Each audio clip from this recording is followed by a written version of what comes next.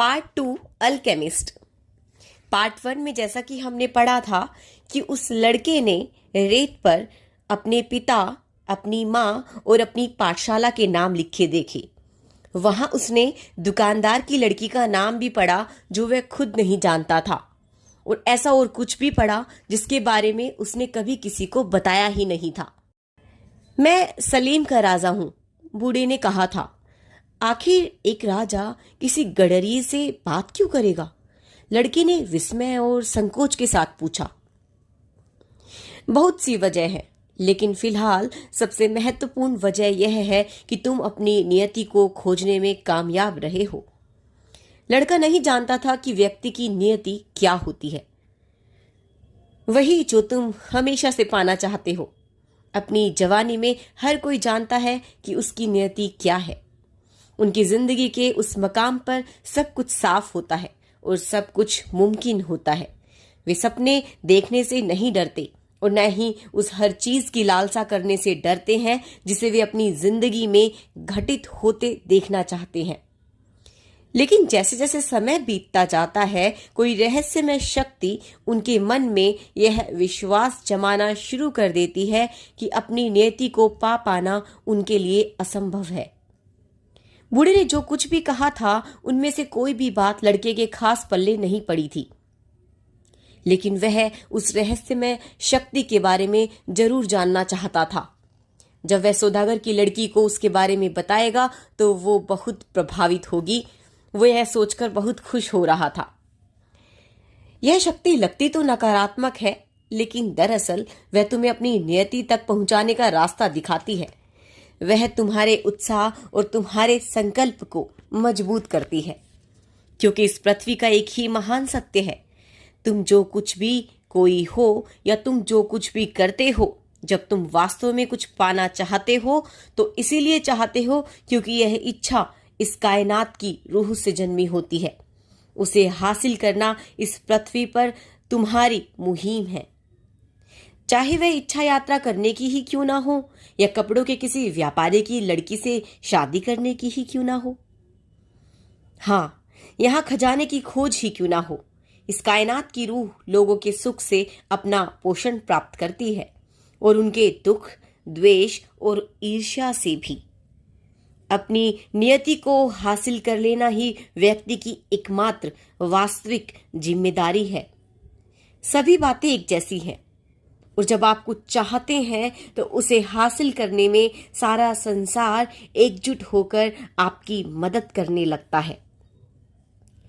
कुछ देर वे दोनों खामोश होकर चौक और वहां शहर के लोगों की गतिविधियां देखते रहे।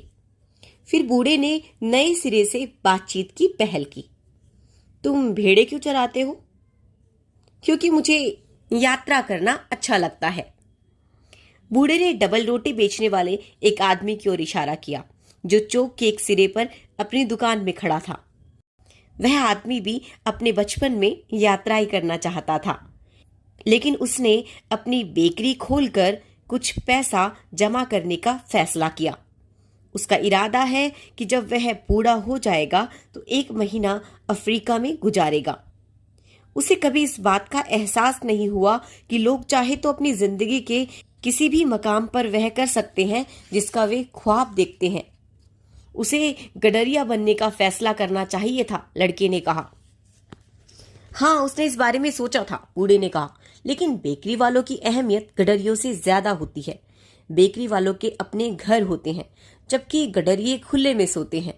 माँ बाप अपने बच्चों की शादी गडरियों की बजाय बेकरी वालों से करना बेहतर समझेंगे। लड़के के मन में दुकानदार की बेटी का ख्याल आया तो उसके दिल में एक हुक उठी। उस लड़की के शहर में निश्चय ही कोई बेकर होगा। बूढ़े ने बात जारी रखी। अंततः गडरियों और बेकरों के बारे में लोगों के ख्याल उनकी अपनी नियति से ज्यादा अहम हो जाते हैं। बूढ़े ने पुस्तक के पन्ने पलटे और अचानक एक पन्ने पर रुककर वह उसे पढ़ने लगा। लड़के ने पहले तो इंतजार किया, लेकिन फिर उसने बूढ़े को ठीक उसी तरह टोक दिया जैसे बूढ़े ने उसे टोक दिया था। आप मुझसे यह सब क्यों कह रहे हैं? क्योंकि तुम अपनी नियति को हासिल करने की कोशिश कर रहे हो और तुम उस मकाम पर हो जब तुम यह सारी कोशिश रोक सकते हो, और इसी मकाम पर आप अचानक प्रकट हो जाते हैं। हमेशा इसी तरह नहीं होता, लेकिन हाँ, मैं किसी न किसी रूप में प्रकट जरूर होता हूँ। कभी कभी मैं किसी समाधान या एक अच्छी सूझ की शक्ल में प्रकट होता हूँ। कभी किसी निर्णायक क्षण में स्थितियों को आसान बना देता हूँ। और जो कुछ भी मैं करता हूँ, लेकिन ज्यादातर मामलों में लोगों को इस बात का एहसास ही नहीं होता कि मैंने उनके लिए कुछ किया है।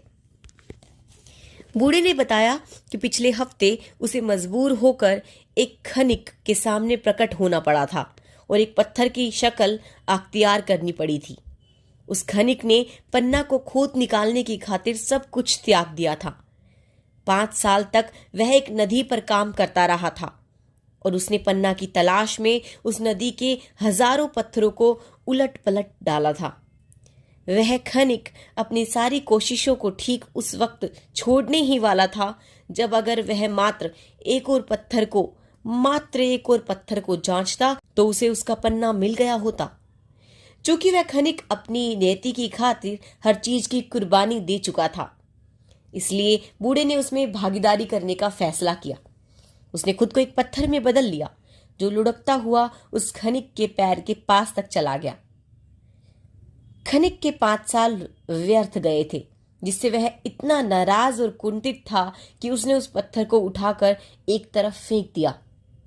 लेकिन उसने उसको इतनी जोर से फेंका था कि जिस पत्थर से वह टकराया वह टूट गया और उस टूटे हुए पत्थर में संसार का सबसे सुंदर पन्ना फंसा हुआ था। लोग अपनी जिंदगी के शुरुआती वर्षों में ही अपने होने की वजह को समझ जाते हैं। बूढ़े ने एक खास तरह के तीखे लहजे में कहा। शायद इसलिए वे जल्दी ही कोशिश करना भी बंद कर देते हैं, लेकिन होता यही है। लड़के ने बूढ़े को याद दिलाया कि उसने छिपे हुए खजाने के बारे में कुछ कहा था। खजाना पानी के तेज बहाव से उजागर होता है और वही तेज बहाव उसे दफना देता है, बूढ़े ने कहा। अगर तुम अपने खजाने के बारे में जानना चाहते हो तो तुम्हें अपनी भेड़ों का 10वां हिस्सा मुझे देना होगा। और अगर मैं अपने खजाने का 10वां हिस्सा देने का वादा करूं तो? बूढ़े के चेहरे पर निराशा दिखाई दी। अगर तुम उस चीज को देने के वादे के साथ शुरू करोगे जो तुम्हारे पास अभी है ही नहीं, तो उस चीज को हासिल करने की दिशा में काम करने की तुम्हारी इच्छाएं नहीं रह जाएंगी। लड़के ने उसे बताया कि वह तो खजाने का 10वां हिस्सा देने का वादा एक जिप्सी से पहले ही कर चुका है। जिप्सी लोगों से ऐसे वादे कराने में माहिर होते हैं। बूढ़े ने गहरी सांस लेते हुए कहा, खैर, ये अच्छा है कि तुमने यह सीख लिया है कि जिंदगी में हर चीज के लिए एक कीमत चुकानी होती है। यही तो वह चीज है जो प्रकाश के योद्धा सिखाने की कोशिश करते हैं। बूढ़े ने लड़के को पुस्तक लौटा दी। कल इसी वक्त अपनी भेड़ों का 10वां हिस्सा मुझे ला कर दो और मैं तुम्हें छिपे हुए खजाने को हासिल करने का तरीका बताऊंगा। Good afternoon. और वह चौक के कोने में कहीं गायब हो गया। लड़का फिर से अपनी पुस्तक पढ़ने लगा, लेकिन अब उसका मन नहीं लग रहा था। वह तनाव में था और परेशान था, क्योंकि वह जानता था कि बूढ़े का कहना सही था। वह बेकरी गया जहां से उसने ब्रेड खरीदी और सोचता रहा कि बूढ़े ने इस बेकर के बारे में जो कुछ कहा था वह उसे बताए या ना बताए। कभी कभी चीजों को उनके हाल पर छोड़ देना ही अच्छा होता है। उसने मन ही मन सोचा और चुप रहने का ही फैसला किया। अगर वह कुछ भी कह देगा तो बेकर 3 दिन तक सब कुछ छोड़ देने के बारे में सोचता रहेगा, भले ही उसे अब इन सब चीजों की आदत पड़ चुकी है। इसलिए वह शहर में भटकने लगा और चलते चलते नगर के द्वार पर जा पहुंचा। वहां एक छोटी सी इमारत थी जिसकी खिड़की से लोग अफ्रीका जाने के लिए टिकट खरीदते थे और उसे मालूम था कि मिस्र अफ्रीका में है। क्या मैं तुम्हारी कुछ मदद कर सकता हूं? खिड़की के पीछे बैठे आदमी ने पूछा। शायद कल, लड़के ने वहां से आगे बढ़ते हुए कहा। अगर वह अपनी एक भेड़ बेच दे तो उसके पास इतना पर्याप्त पैसा होगा कि वह आसानी से खाड़ी के दूसरे किनारे पर पहुंच जाएगा। इस ख्याल ने उसे डरा दिया। एक और ख्वाब देखने वाला टिकट बेचने वाले ने जाते हुए लड़के को देखकर अपने सहयोगी से कहा, उसके पास यात्रा करने लायक पैसा नहीं है। टिकट की खिड़की पर खड़े खड़े लड़कों को अपनी भेड़ों की याद आई और उसने फैसला किया कि उसे गडरिया ही बने रहना चाहिए। 2 साल में उसने चरवाहे के काम से संबंधित सारी चीजें सीख ली थी। वह भेड़ों का ऊन निकालना जानता था, गर्भवती भेड़ों की देखभाल करना जानता था और भेड़ों को भेड़ियों से बचाना भी जानता था। वह एंडालुसिया के सारे मैदानों और चारागाहों से वाकिफ था और उसे अपनी एक एक भेड़ के वाजिब दाम की जानकारी थी। उसने लंबे से लंबे रास्ते से अपने दोस्त के तबेले पे लौटने का फैसला लिया।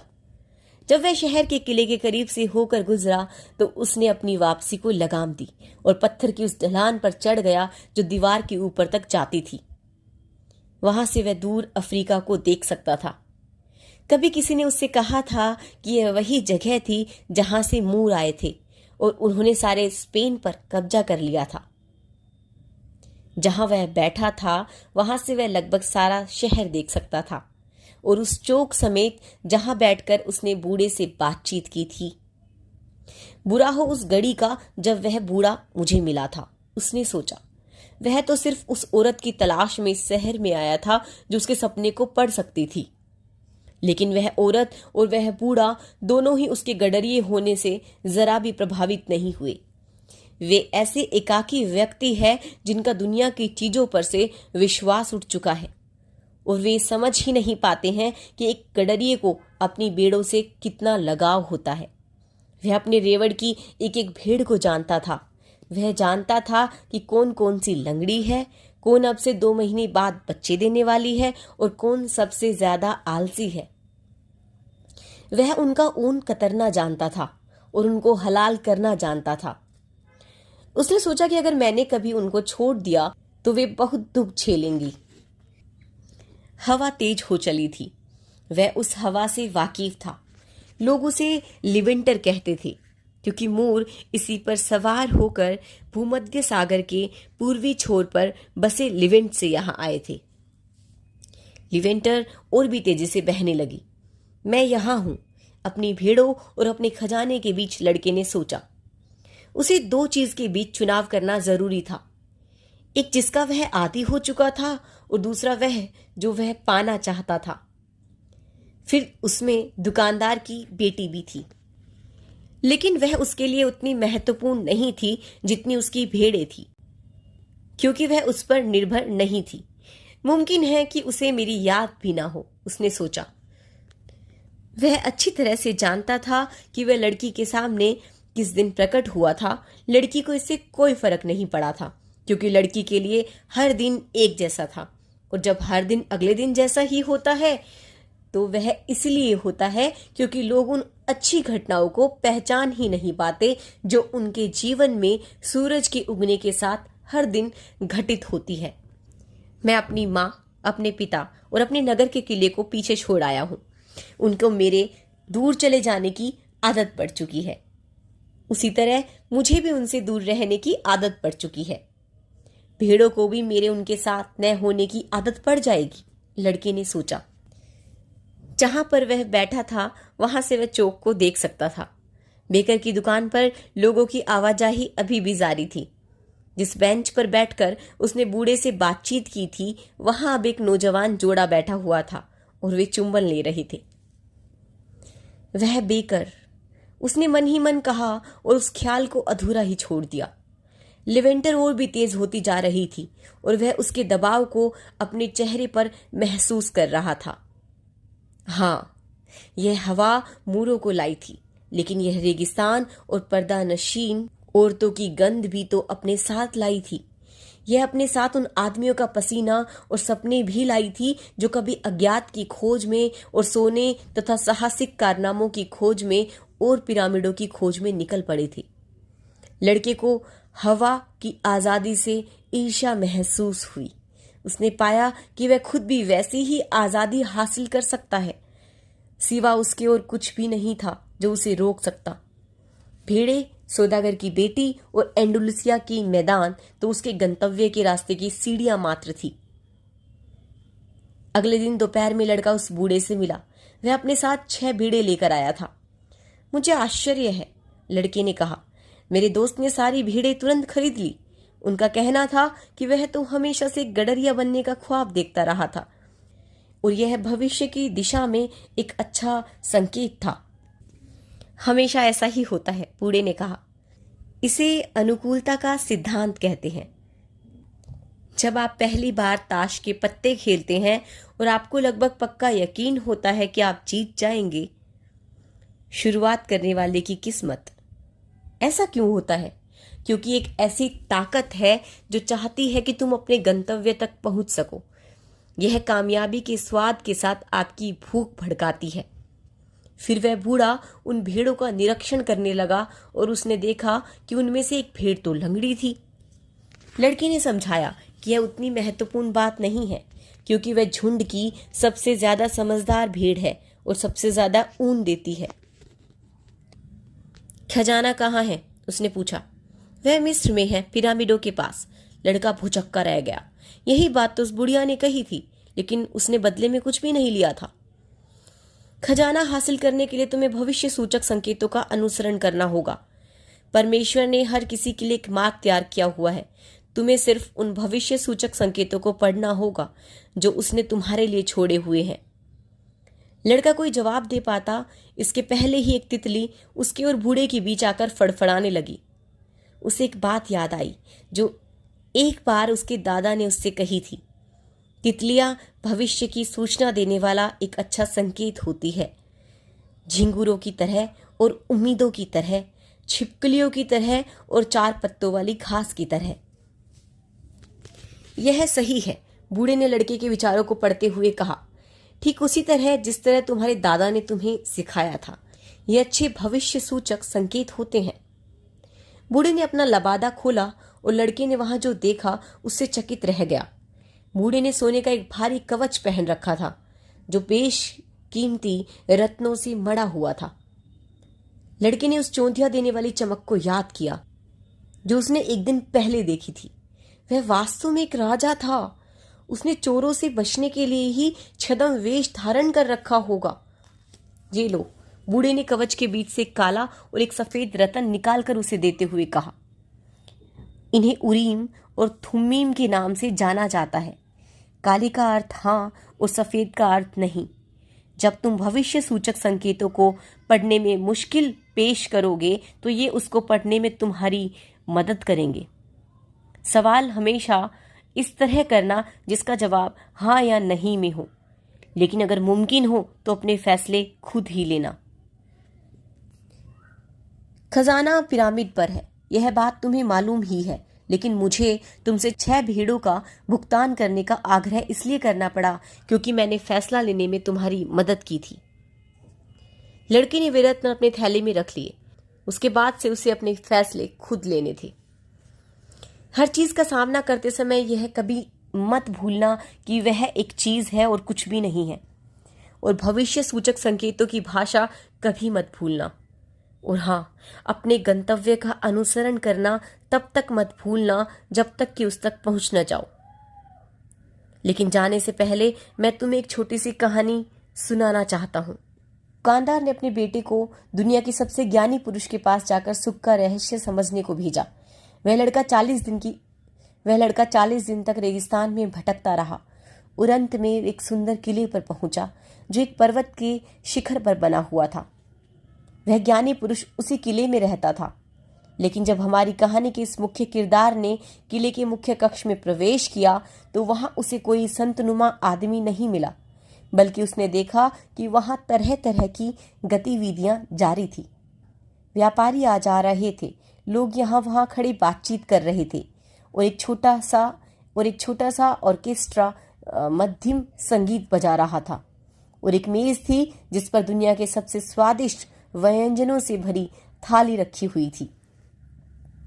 वह ज्ञानी पुरुष हर किसी से बात कर रहा था और लड़के को अपनी बारी आने के लिए 2 घंटे इंतजार करना पड़ा। ज्ञानी पुरुष ने पूरे ध्यान से लड़के की बात सुनी कि वह उसके पास क्यों आया था, लेकिन फिर उसने कहा कि ठीक इस वक्त उसके पास सुख का रहस्य समझने का समय नहीं है। उसने लड़के को सुझाव दिया कि वह महल में घूम घाम कर 2 घंटे बाद उसके पास वापस आए। इस बीच मैं चाहता हूं कि तुम एक काम करो, ज्ञानी पुरुष ने कहा, और लड़के को एक चम्मच पकड़ा दी जिसमें तेल की 2 बूंदें पड़ी हुई थी। जिस दौरान तुम महल में घूमो, इस चम्मच को इस तरह थामे रखना कि इसका तेल छलकने ना पाए। लड़का चम्मच पर अपनी निगाहें गड़ाए हुए महल की कई सीढ़ियां चढ़ने उतरने लगा। 2 घंटे बाद वह उस कमरे में लौटा जहां वह ज्ञानी पुरुष था। क्या तुमने मेरे भोजन कक्ष में टंगे चित्रों से सजे हुए फारसी पर्दे देखे? क्या तुमने मेरा वह बगीचा देखा जिसे बनाने में उस्ताद माली को 10 साल लग गए थे? क्या तुमने मेरे पुस्तकालय में रखे चर्म पत्र के खूबसूरत ग्रंथों की ओर ध्यान दिया? लड़का शर्मिंदा हुआ और उसने स्वीकार किया कि उसका ध्यान उनमें से किसी चीज पर भी नहीं गया था। उसे तो पूरे समय इस बात की फिक्र बनी रही थी कि ज्ञानी पुरुष ने जो चम्मच उसे सौंपी हुई थी उसका तेल छलकने ना पाए। तब फिर वापस जाओ और मेरी दुनिया के चमत्कारों को ध्यान से देखो, ज्ञानी पुरुष ने कहा। अगर तुम किसी आदमी के मकान को ही नहीं जानते तो तुम उस आदमी पर भरोसा नहीं कर सकते। लड़के ने राहत की सांस ली, चम्मच उठाई और वापस राजमहल की छानबीन के लिए लौट पड़ा। इस बार उसने छतों और दीवारों की सारी कलात्मक सजावटों को ध्यान से देखा। उसने सारे बाग देखे, अपने चारों ओर खड़ी पहाड़ियां देखी और उस नफासत पर ध्यान दिया जिसके साथ हर चीज का चुनाव किया गया था। वापस लौटने पर उसने ज्ञानी पुरुष को उन सब चीजों के बारे में विस्तार से बताया जो उसने देखा था। लेकिन तेल की वे बूंदें कहाँ हैं जो मैंने तुम्हें सौंपी थी? ज्ञानी पुरुष ने पूछा। जब लड़के ने सिर झुकाकर हाथ में थमी चम्मच की ओर देखा तो उसने पाया कि उसका तेल नदारद था। खैर, मैं तुम्हें एक ही सलाह दे सकता हूँ, ज्ञानियों के ज्ञानी उस पुरुष ने कहा। सुख का रहस्य यह है कि दुनिया के सारे आश्चर्यों को देखो और चम्मच में रखी तेल की बूंदों को कभी मत भूलो। गडरिये ने कुछ नहीं कहा। वह बूढ़े राजा द्वारा सुनाई कहानी को समझ गया था। एक गडरिये को भले ही यात्राएं पसंद हो, लेकिन उसे अपनी भेड़ों के बारे में कभी नहीं भूलना चाहिए। बूढ़े ने लड़के की ओर देखा और अपने दोनों हाथों से उसके सिर के ऊपर कुछ विचित्र से संकेत किए और फिर वह अपनी भेड़ों को लेकर वहां से चला गया। टेरिफा के सबसे ऊंचे शिखर पर एक पुराना किला है जिसका निर्माण मोरों ने किया था। उसकी बुर्जों पर खड़े होके आप अफ्रीका की एक झलक पा सकते हैं।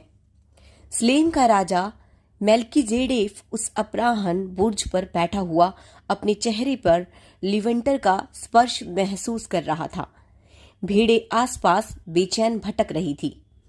वे अपने नए मालिक के साथ असहज महसूस कर रही थी और इस बहुत ज्यादा बदलाव की वजह से उत्तेजित थी। वे सिर्फ भोजन और पानी चाहती थी। मेल्कीजेडेफ एक छोटे जहाज को देख रहा था जो बंदरगाह से बाहर निकल रहा था।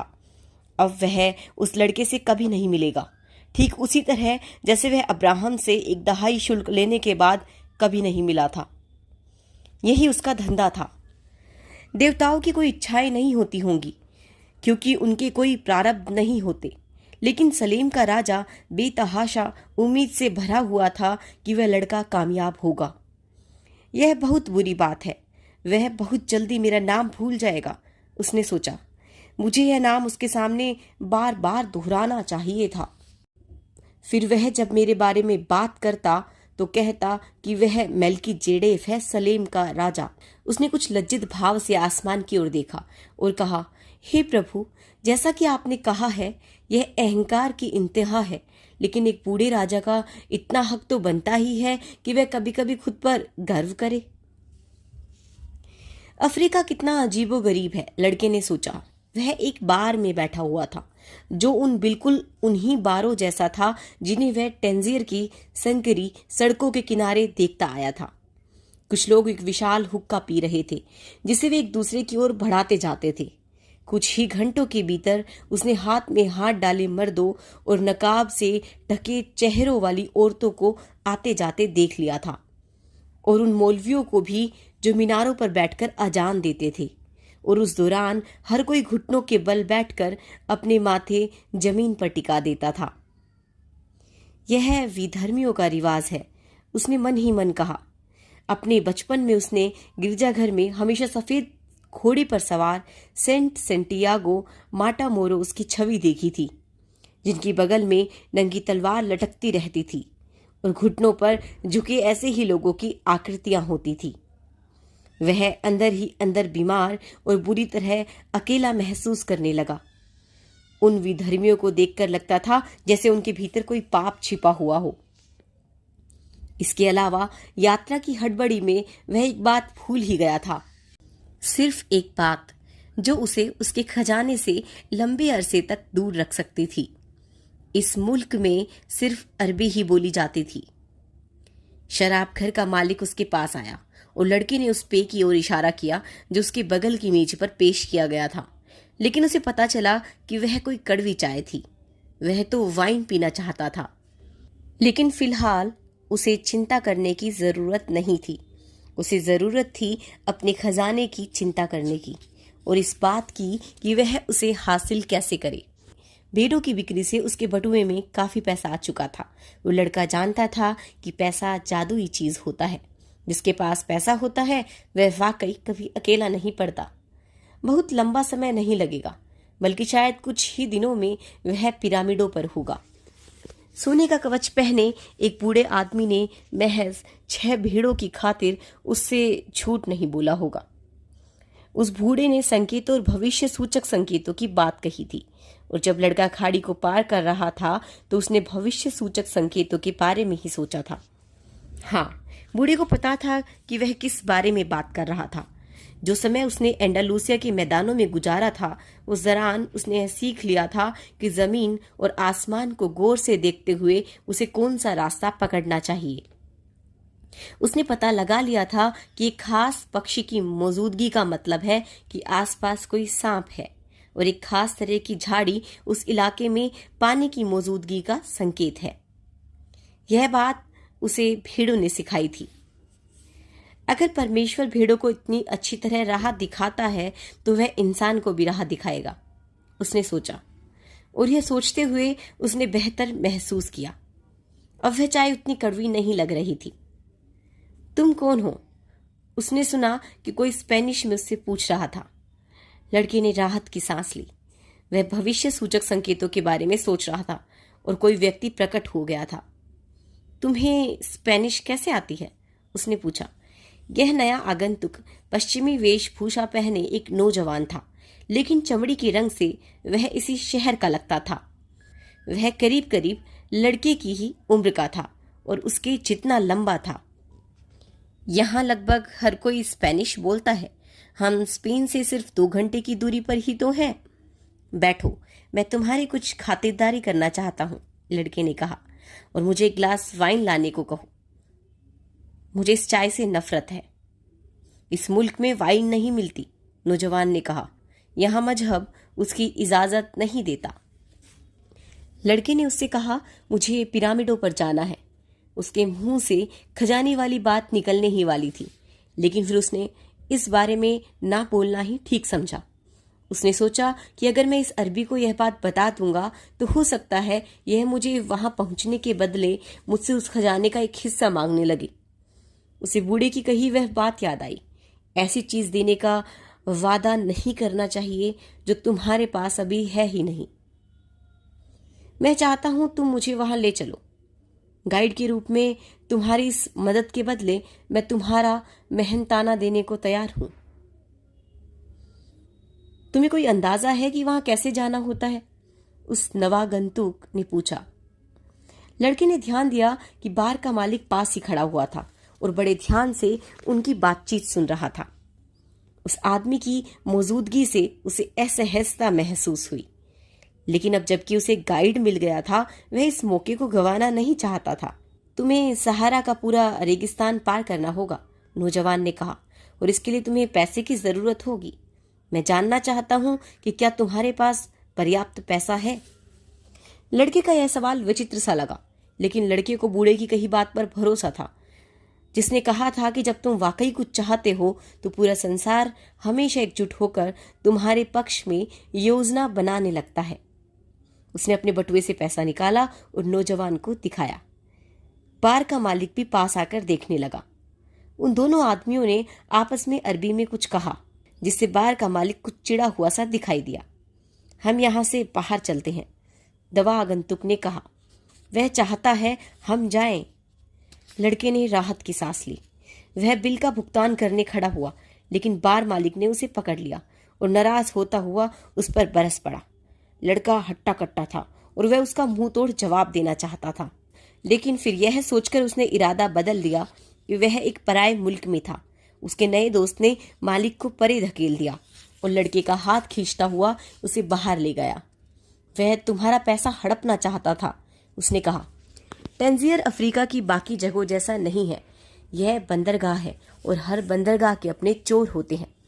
लड़के के मन में अपने इस नए दोस्त पर भरोसा जगा। उसने एक खतरनाक स्थिति से बाहर निकालने में उसकी मदद की थी। उसने अपने पैसे निकाले और उनको गिना। हम कल तक पिरामिडों पर पहुंच सकते हैं, नौजवान ने पैसे लेते हुए कहा, लेकिन इसके पहले मुझे 2 ऊंट खरीदने होंगे। वे टैंजियर की संकरी गलियों में चल पड़े। हर कहीं तरह तरह के सामान की छोटी छोटी दुकानें लगी हुई थी। वे एक विशाल चौक के बीच पहुंचे जहां बाजार लगा हुआ था। वहां हजारों की तादाद में लोग आपस में बहस कर रहे थे, सामान खरीद और बेच रहे थे। चाकू छुरों के बीच सब्जियां बिक रही थी। तंबाकू के साथ साथ बेचे जाने के लिए कालीन प्रदर्शित थे। लेकिन लड़का पूरे समय अपनी आंखें अपने नए दोस्त पर जमाए हुए था। आखिरकार उसका सारा पैसा उसी के पास था। पहले तो उसके मन में आया कि उसे पैसा वापस मांग ले, लेकिन फिर उसे लगा कि यह दोस्ताना रवैया नहीं होगा। उसे उस पराये मुल्क के दस्तूरों के बारे में कोई जानकारी नहीं थी। मैं सिर्फ उस पर निगाह रखूंगा, उसने मन ही मन कहा। वह जानता था कि वह अपने इस दोस्त से कहीं ज्यादा मजबूत है। अचानक इस सारी उधेड़-बुन में उसे एक बेहद खूबसूरत तलवार दिखाई दी, जैसी उसने कभी नहीं देखी थी। उसके मयान पर चांदी की पच्चीकारी थी, उसकी मूठ काली थी और उस पर बेशकीमती रतन जड़े हुए थे। लड़के ने मन ही मन तय किया कि मिस्र से लौटने के बाद यह तलवार खरीद लेगा। जरा उस दुकानदार से पूछो कि वह तलवार कितने की है, उसने अपने दोस्त से कहा। तभी उसे एहसास हुआ कि तलवार देखने के चक्कर में उसका ध्यान कुछ क्षणों के लिए भटक गया था। उसका दिल अंदर धंस गया, जैसे उसकी छाती से उसे सहसा जोर से दबा दिया हो। वह निगाहें दौड़ाकर देखने से डर रहा था, क्योंकि वह जानता था कि उसका नतीजा क्या होगा। वह कुछ देर और उस खूबसूरत तलवार को देखता रहा, तब जाकर वह गर्दन घुमाने की हिम्मत जुटा पाया। उसके चारों तरफ बाजार था, लोग आ जा रहे थे, आवाजें लगा रहे थे और खरीदारी कर रहे थे, और वातावरण में खाने की चीजों की अजीबोगरीब गंध फैली हुई थी। लेकिन उसे अपना वह नया साथी कहीं दिखाई नहीं दिया। लड़का खुद को विश्वास दिलाना चाहता था कि उसका दोस्त संयोगवश उससे जुदा हो गया है। उसने तय किया कि वह वहीं रुककर उसका इंतजार करेगा। वह इंतजार ही कर रहा था कि तभी एक मौलवी पास की एक मीनार पर चढ़कर अजान देने लगा। बाजार के सारे लोग अपने अपने घुटने पर झुक गए। उन्होंने अपने माथे जमीन पर टिका दिए और खुद भी नमाज पढ़ने लगे। इसके बाद सारे के सारे दुकानदारों ने कामकाजी चींटियों की तरह अपनी दुकानें समेटी और वहां से चल पड़े। सूरज भी विदा ले रहा था। लड़के की निगाहें कुछ देर डूबते सूरज की राह का पीछा करती रही। आखिर वह चौक को घेरते सफेद मकानों के पीछे ओझल हो गया। उसने याद किया कि सुबह जब यह सूरज उगा था तब वह एक दूसरे महाद्वीप पर था। 60 भेड़ों को हाँकता एक चरवाहा था और एक लड़की से मिलने जाने का इंतजार कर रहा था। उस सुबह जाने पहचाने मैदानों से गुजरते हुए उसे उस एक एक घटना के बारे में पता था जो उसके साथ होने वाली थी। लेकिन अब जब सूरज डूबने को था, वह अब बिल्कुल अलग मुल्क में था। एक अजनबी मुल्क के बीच एक अजनबी, जहां की जबान तक नहीं बोल सकता था। अब वह गडरिया नहीं रह गया था और अब उसके हाथ में कुछ नहीं था, पैसा भी नहीं था कि वह वापस लौट सकता और अब कुछ नए सिरे से शुरू कर सकता। यह सब कुछ सूर्योदय और सूर्यास्त के बीच घटित हो गया था। लड़के ने सोचा। उसे खुद पर दया आ रही थी और वह अपनी जिंदगी के इस तरह अचानक और जबरदस्त ढंग से उलट पुलट हो जाने को लेकर मन ही मन विलाप कर रहा था। उसे इस कदर शर्म आ रही थी कि उसका मन रोने को कर रहा था। वह कभी अपनी भेड़ों तक के सामने नहीं रोया था, लेकिन बाजार सूना पड़ा था और वह घर से बहुत दूर था, इसीलिए वह रोने लगा। वह रो रहा था क्योंकि परमेश्वर ने उसके साथ नाइंसाफी की थी और यह सोचकर रो रहा था कि अपने सपनों में विश्वास करने वाले लोगों को परमेश्वर इस तरह का फल देता है। जब मेरे पास मेरी भेड़ें थी तब मैं सुखी था और अपने आसपास के लोगों को सुखी बनाता था। लोग मुझे करीब आता देख मेरा स्वागत करते थे, उसने सोचा। लेकिन अब मैं दुखी हूँ और अकेला हूँ। अब मैं दूसरों के प्रति कड़वाहट और अविश्वास से भर जाने वाला हूँ, क्योंकि एक इंसान ने मेरे साथ धोखा किया है। मैं उन लोगों से नफरत करने लगूंगा जिनको उनके खजाने मिल गए होंगे, क्योंकि मुझे मेरा खजाना कभी नहीं मिलेगा। अब जो कुछ थोड़ा सा मेरे पास बचा है, मुझे उसी से संतोष करना पड़ेगा, क्योंकि मैं इतना तुच्छ हूँ कि दुनिया को जीत पाना मेरे बूते की बात नहीं है। उसने इस उम्मीद से अपना थैला खोलकर देखा कि शायद उसमें कुछ बचा हो सकता है उसमें उस सैंडविच का ही कोई टुकड़ा बचा हो जो उसने जहाज पर खाया था। लेकिन उसमें उस भारी भरकम पुस्तक, उसकी जैकेट और उन 2 रत्नों के अलावा जो उसने बूढ़े ने दिए थे और कुछ नहीं था। जब उसने उस रत्नों को देखा तो उसे किसी वजह से राहत महसूस हुई। उसने उसकी 6 भेड़ों के बदले उसे वे 2 रत्न अपने सोने के कवच से निकाल कर दिए थे। वह उन रत्नों को बेचकर वापसी का टिकट खरीद सकता है, लेकिन इस बार मैं अकल से काम लूंगा, लड़के ने सोचा और उन रत्नों को थैलों से निकालकर अपनी जेब में रख लिया। यह बंदरगाह का नगर था और उसके दोस्त ने उससे जो एकमात्र सच्ची बात कही थी वह यही थी कि बंदरगाहों के नगर चोरों से भरे होते हैं। अब उसे समझ में आया कि बार का मालिक इतना झल्लाया हुआ क्यों था। वह मुझसे यह कहने की कोशिश कर रहा था कि मुझे उस आदमी पर भरोसा नहीं करना चाहिए। मैं भी वैसा ही हूँ जैसा हर कोई है। मैं दुनिया को उस रूप में देखता हूँ जिस रूप में उसे होते हुए देखना चाहता हूँ, उस रूप में नहीं जैसी वह वास्तव में है। उसने उन रत्नों पर हल्के से हाथ फेरते हुए उनके ताप और उनकी सतहों के स्पर्श को महसूस किया। वे उसका खजाना थे। उनको हाथ में लेने मात्र से वह बेहतर महसूस कर रहा था। वे उसे बूढ़े की याद दिला रहे थे। जब तुम कुछ पाना चाहते हो तो सारा संसार उस चीज को हासिल करने में तुम्हारी मदद की योजना बनाने लगता है, उसने कहा था। लड़का उस बात की सच्चाई को समझने की कोशिश कर रहा था जो बूढ़े ने कही थी। वह सूने बाजार में खड़ा था। उसके पास एक थैला भी नहीं था जिसे वह अपना कह पाता, और न ही एक भी भेड़ थी जिसकी उसे रात में रखवाली करनी पड़ती। लेकिन वे रत्न इस बात का सबूत थे कि वह एक राजा से मिला था, राजा जो लड़के के अतीत के बारे में जानता था। इन्हें यूरिन और थुम्मिम कहा जाता है और ये भविष्य सूचक संकेतों को पढ़ने में तुम्हारी मदद कर सकते हैं। लड़के ने रत्नों को वापस थैले में डाला और एक आजमाइश करने का फैसला किया। बूढ़े ने कहा था कि तुम्हारे सवाल एकदम स्पष्ट होने चाहिए। इसके लिए लड़के को यह जानना जरूरी था कि वह क्या जानना चाहता था। इसलिए उसने पूछा, क्या बूढ़े का आशीर्वाद अभी भी मेरे साथ है? उसने एक रत्न निकाला। वह हाँ था। क्या मुझे अपना खजाना मिलेगा? उसने पूछा।